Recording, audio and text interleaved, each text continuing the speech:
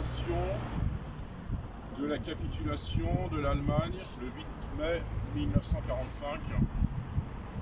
À l'issue de 6 années de guerre, à l'issue des 6 années de la Deuxième Guerre mondiale, les forces militaires de l'Axe, c'est-à-dire l'Allemagne, l'Italie et le Japon, ont capitulé et les armées alliées, la France et ses alliés ont gagné cette guerre. Et bien chaque 8 mai, naturellement, les Français se souviennent non seulement de ce jour heureux du 8 mai où la capitulation fut signée à Reims, puis annoncée dans toute la France, et ce quelques mois après la libération du territoire occupé pendant 5 ans pour rappel, mais les Français se souviennent aussi des jours malheureux de ces 6 années de guerre et 5 années d'occupation ennemie durant lesquelles ils ont dû souffrir des privations,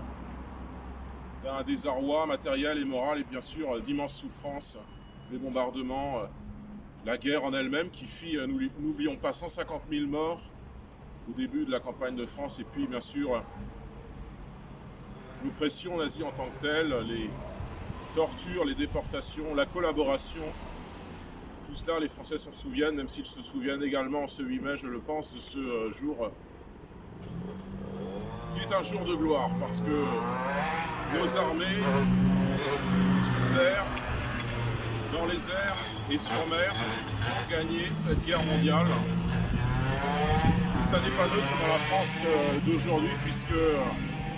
eh bien, cette victoire à l'issue de la Deuxième Guerre mondiale nous donne à la fois, vous le savez, un